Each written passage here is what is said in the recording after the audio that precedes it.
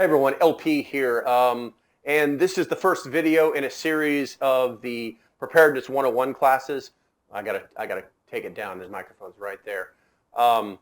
If you don't know it, we talk about water, food, and security all the time, and then other classes will break off into more detailed things. But for today, we're going to be talking about the water portion of it. Now, I started prepping in 2008 when Barack Obama said that he planned to fundamentally change America. It kind of scared me because America is a pretty great place and there's really no reason to make any fundamental changes. My job is to teach people how to get into prepping and not waste money. In the preparedness survival space, there's lots of catchphrases and some of them you've probably heard before, like the 6 C's of survival. You basically got to have these 6 things, otherwise you're going to die. Another one is like the 10 C's of survival. That one was kind of coined by Dave Canterbury, but as I understand it, that one's kind of grown out of control as well. And then you've got the new one, the 12 C's of survival, which I think is a more modern take on survivalism / preparedness / homesteading and how they all merge together. That one's come out by Refuge Medical. It's not a bad one. It's just more modern. What I have seen is that preppers get bogged down in the minutia and they get overwhelmed, So today, what we're going to talk about is water. Now, water is the basis for what I call the pillars of preparedness. It's water, food, and security. After that, everything else is gravy. Everything else is going to make things better. But if you don't have these 3 things, you're going to have a bad day. All right, let's go ahead and get into it. So the way that I teach people things is I provide lots of bullet information and then we get into the details. It's kind of like a background or a preface to a particular subject. So here's how we're going to do this. First thing I want to talk about is requirements. Now, the United States government wants you to believe that you only need 1 gallon per person per day for like 3 days, and this is supposed to take care of your drinking water, your food preparation, and your hygiene. This is totally incorrect. Please don't do it. Do not trust the government. Do not believe the government because they're just not right. The next thing I want to talk about is crisis equals water shortage. Now, during natural disasters, hurricanes, floods, power outages, etc., these are going to disrupt the water system. This is going to make clean water unavailable for days or even weeks.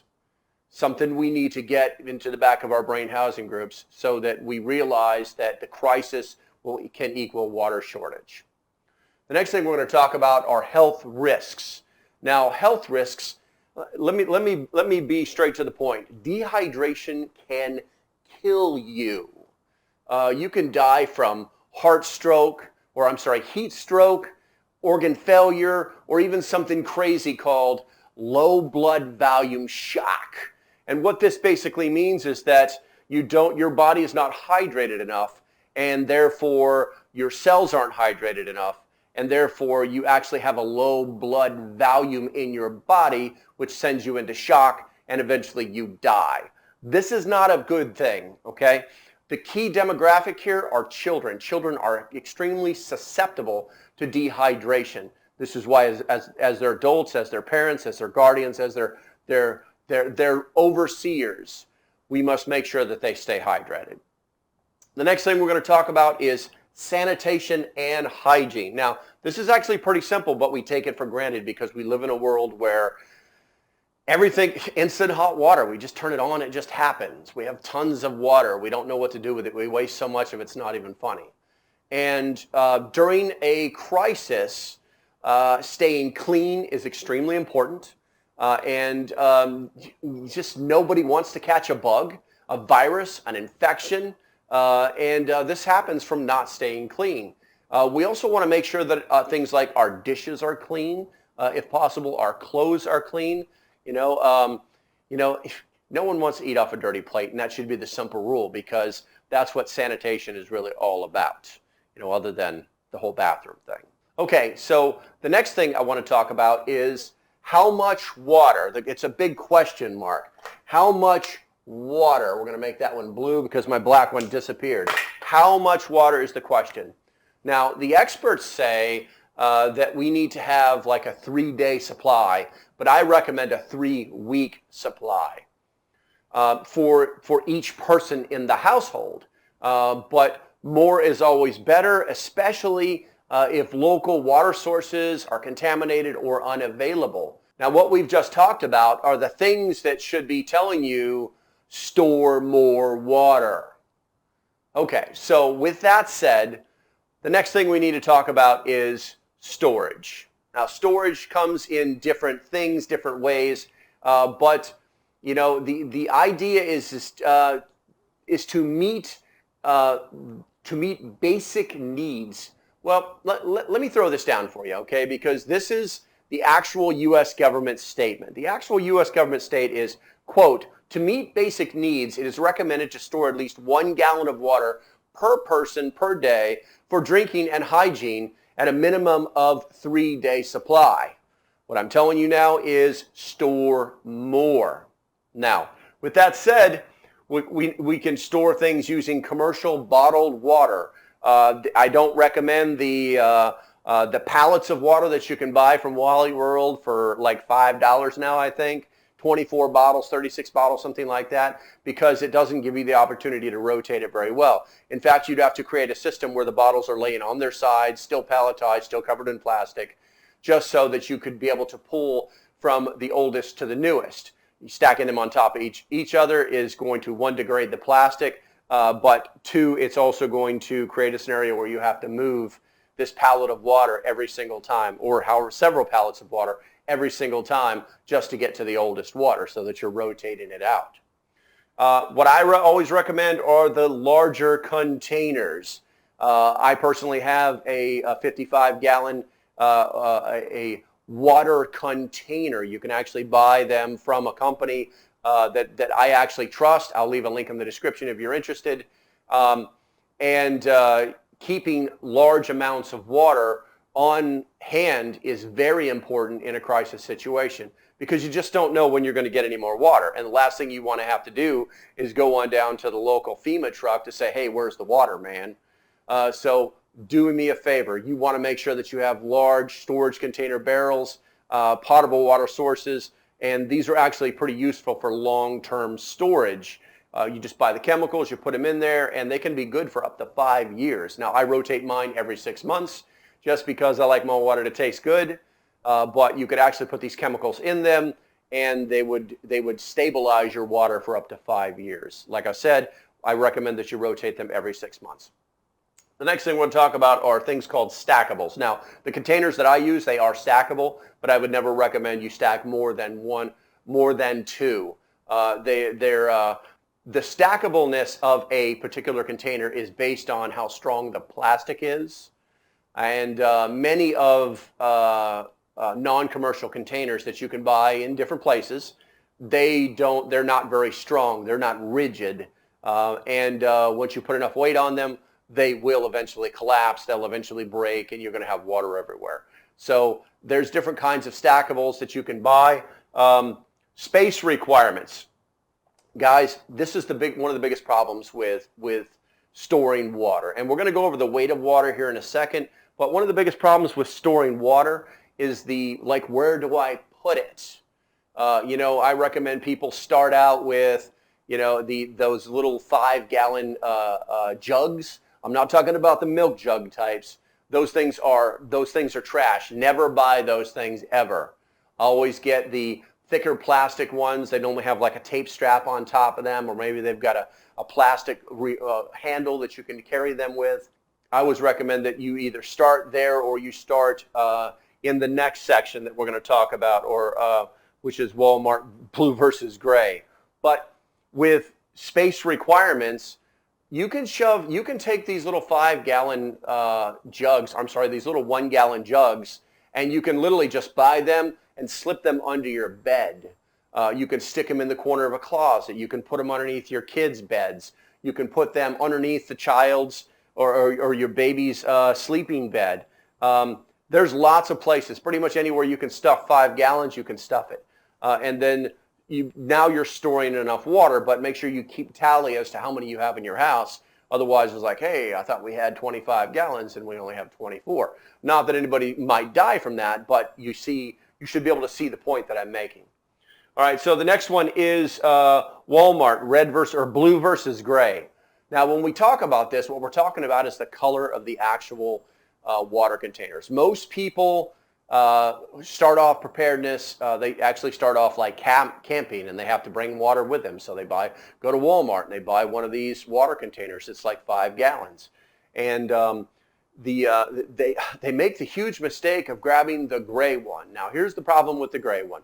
The gray one is got a seam that runs vertically all the way around it. It's the biggest weak point on the entire container. I own one myself. I do use it for camping. I have duct tape over the hole that they leave to breathe. So never buy anything that has like a plastic plug for a vent hole, because it's going to leak. And never buy anything that has a seam going all the way around it vertically, because that means that it wasn't actually molded proper, or should I say flash molded.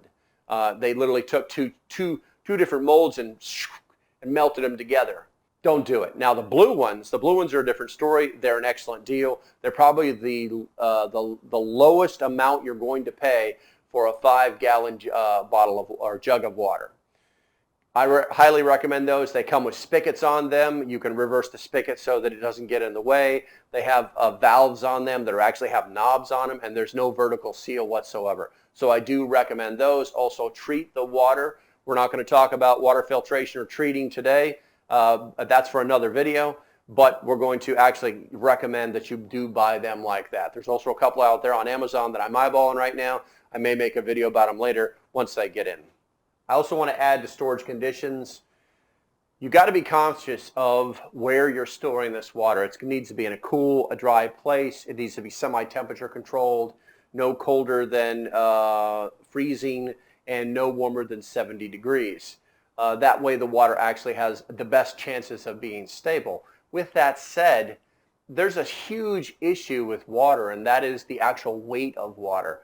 Now, I don't do water in gallons. I do water in pounds because when I first installed my water system in my house, or my water storage system in my house, I quickly realized how heavy water was, and that I actually needed to reinforce the floor of my house where the water was being stored. Now, to give you an idea, basically water is automatic food feeder for cats. Yeah. So water is 8.34 pounds per gallon. Basically, if you talk about weight, you're talking about 1 gallon per person per day for 3 days. That's 25 pounds. And people don't really think about those kind of things. But what happens is that the more you store, the more weight there is exponentially. So for a family of 4, that's 100 pounds of water. And that's just 1 gallon per person per day. If you go with the 3 gallons per person per day rule, that's 75 pounds of water per person, and that's for 4 people, that's 300 pounds of water. Now, if you go with 1 gallon per person for 21 days, which is 3 weeks, which is what I recommend, that's 175 pounds of water per person. For a family of 4, that's going to be 700 pounds. So you can see how these numbers, they kind of blow up on themselves. 3 gallons per person per day for 21 days is 525 pounds per person, equaling 2,100 pounds for a family of 4. Now, people think about water in 55-gallon drums from time to time because they tend to try and store water that way. So a 55-gallon container of water or storage barrel is going to be 463 pounds. For a family of 4, that's 5.5, or just round up to 6 barrels, 55-gallon barrels. That is going to be huge as far as weight goes. So think about that before you go out, you buy 5 or 6 of these things and don't know where to put them. Okay, the next thing is, or should I say the last thing is purification / filtering of water. It's nice to have this water everywhere, but you should know where an alternate water source is. Maybe it's on your property, maybe it's a hand pump well, maybe it's a stream down by the road, maybe it's your neighbor's house. It could be anything, okay? But you need to have the ability to purify / filter that water. Now, if you believe that you're going to live off some tiny little life straw, then have at it. Have fun, because you're going to have a miserable time in a survival situation. I always recommend that people either get a gravity bag, or they actually get themselves a water filtration system that they can put inside their house. I don't do the Berkey thing. I do the water machine thing. I'll leave a link in the description if you're interested. Have a way to both purify as well as filter water, because you never know how long the water source that you have is going to last based off the amount of time that you might be out of water. So use common sense, have your abilities, and know where alternate water sources are.